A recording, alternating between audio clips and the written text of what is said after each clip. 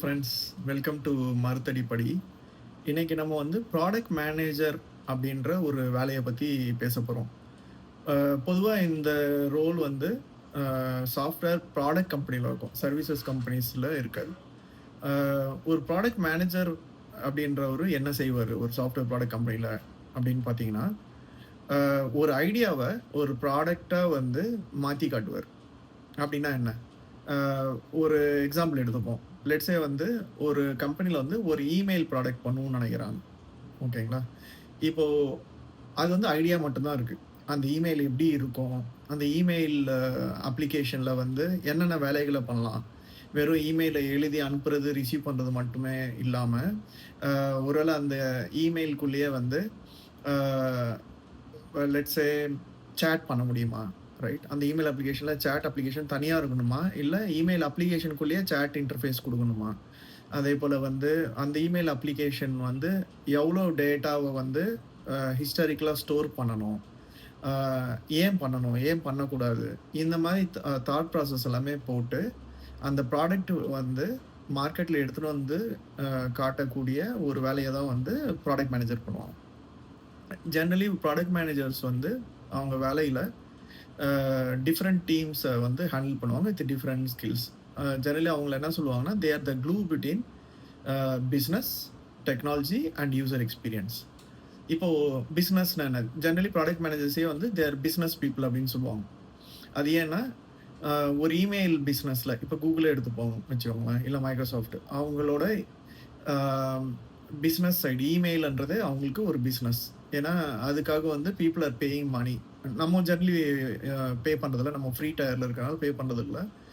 மற்றபடி வந்து பல பிஸ்னஸஸ் வந்து ஜிமெயிலை யூஸ் பண்ணும்போது ஜிமெயில் கூகுளுக்கு வந்து பே பண்ணணும். கரெக்டுங்களா?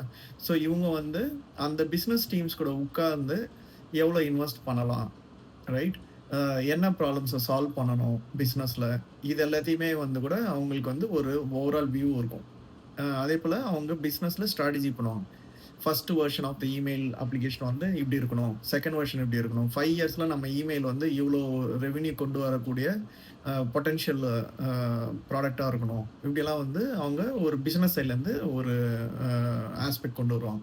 இது இல்லாமல் அவங்களுக்கு டெக்னாலஜியும் கொஞ்சம் புரிஞ்சிருக்கணும். டெக்னாலஜியில் வந்து அவங்களுக்கு கோடு அடிக்க தெரியலனாலும் டெக்னாலஜி புரிஞ்சிருக்கணும். ஏன்னா வந்து இந்த ப்ராடக்ட் மேனேஜர்ஸ் வந்து டெக்னாலஜி ஆர் இன்ஜினியரிங் டீம்ஸ் கூட பேசும்போது இன்ஜினியர்ஸ் வந்து இது பண்ண முடியும், இது பண்ண முடியாது, ஏன் பண்ண முடியும், ஏன் பண்ண முடியாதுன்ற எக்ஸ்ப்ளனேஷன்ஸ்லாம் வந்து ஒரு ப்ராடக்ட் மேனேஜருக்கு சொல்லும்போது அவருக்கு அது புரிஞ்சுக்கிட்டு அதுக்கு தகுந்த மாதிரி வந்து அவர் ப்ராடக்டை ஷேப் அப் பண்ண வேண்டிய வேலைகள் இருக்கும். ஸோ அவங்க வந்து பிஸ்னஸ் டீம்ஸையும் மேனேஜ் பண்ணணும், பிஸ்னஸ் நாலேஜும் இருக்கணும், டெக்னாலஜி டீம்ஸை மேனேஜ் பண்ணணும், ஓரளவு டெக்னாலஜி நாலேஜும் இருக்கணும். இது இல்லாமல் யூசர் எக்ஸ்பீரியன்ஸில் கொஞ்சமாவது அவங்களுக்கு ஸ்கில்ஸ் இருக்கணும் ஆரம்பிக்கும்போது.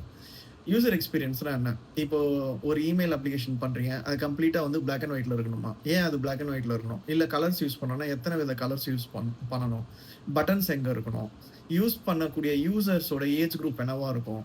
அதுக்கு தகுந்த மாதிரி வந்து ஷேப் அண்ட் ஃபார்ம், அதுக்குள்ளே வரக்கூடிய கிராஃபிக்ஸு, இதெல்லாமே வந்து ஒரு ப்ராடக்ட் மேனேஜரால் வந்து ஓரளவுக்கு கணிச்சு அதை வந்து மார்க்கெட்டில் வந்து எடுத்துன்னு போயிட்டு கஸ்டமர்ஸ் கூட வந்து யூசர் டெஸ்டிங்னு பண்ணுவாங்க. கஸ்டமர்ஸ் வந்து அந்த டைமில் ஃபீட்பேக் கொடுப்பாங்க. அந்த ஃபீட்பேக் எப்படி வாங்கி திருப்பி இன்ஜினியரிங் டீமுக்கு வந்து ட்ரான்ஸ்லேட் பண்ணணுன்ற ஸ்கில்ஸ் எல்லாமே அவங்களுக்கு இருக்கணும். அதே போல் அவங்களுக்கு கொஞ்சம் டெக்னாலஜி ஏன் தெரியணும்னா, இப்போலாம் வந்து பார்த்திங்கன்னா யூசர் எக்ஸ்பீரியன்ஸை வந்து நிறைய டேட்டா டூல்ஸ்லாம் வச்சு அனலைஸ் பண்ணுறாங்க. ஃபார் எக்ஸாம்பிள் வந்து லெட்ஸே உங்களோட ஜிமெயில் அப்ளிகேஷனில் புதுசாக ஏதோ ஒரு ஃபீச்சர் கொண்டு வராங்க. அந்த ஃபீச்சர் எத்தனை பேர் யூஸ் பண்ணுறாங்கன்றது அவங்க வந்து உங்ககிட்ட உட்காந்து பார்க்குறது வந்து ரொம்ப கஷ்டம். ஏன்னா ஜிமெயில்ன்ற கூட அப்ளிகேஷன் வந்து millions of people around the world use பண்ணுறாங்க. அப்படி இருக்கும்போது ஒவ்வொருத்தங்க கூட உட்காந்து பண்ணுறது வந்து கஷ்டம். கரெக்டுங்களா? ஸோ அவங்க வந்து நீங்கள் கிளிக் பண்ணிங்களா இல்லையா, அதை அட்லீஸ்ட் ஸ்க்ரால் பண்ணி பார்த்தீங்களான்ற இன்ஃபர்மேஷன் வந்து பேக்ரவுண்ட்லேருந்தே அவங்க வந்து எடுப்பாங்க. அதுக்கு வந்து data skills, data analytical skills, அதுக்கு வேண்டிய டூல்ஸை பயன்படுத்தக்கூடிய அந்த இது. ஸோ அந்த மாதிரி ஸ்கில்ஸும் அவங்களுக்கு ஜென்ரலி இப்போ இருக்க லேட்டஸ்ட் ப்ராடக்ட் மேனேஜர்ஸ்க்கு வந்து நாலேஜ் இருக்குது. ஓகேங்களா? ஸோ 3 முக்கியமான திங்ஸ் என்னென்னா business, technology and user experience. இந்த 3த்தையுமே வந்து பேலன்ஸ் பண்ணக்கூடிய ஒரு ரோல் தான் வந்து ப்ராடக்ட் மேனேஜ்மெண்ட். ஸோ நான் முன்னாடி சொன்ன மாதிரி இந்த ரோல் முக்கியமா வந்து பார்த்தீங்கன்னா, சாஃப்ட்வேர் ப்ராடக்ட் டெவலப்மென்ட் கம்பெனிஸ்ல இருக்கும். சாஃப்ட்வேர் சர்வீசஸ் கம்பெனிஸ் கிடையாது. ஹோப் இந்த வீடியோ உங்களுக்கு ஹெல்ப்ஃபுல்லா இருக்கும்னு நெனைக்கிறேன். மேலும் உங்களுக்கு வேணும்னா, நீங்க உங்க கேள்விகள வந்து கமெண்ட்ஸ்ல கேளுங்க. நான் கண்டிப்பா வந்து ஆன்சர் பண்றேன். Thank you.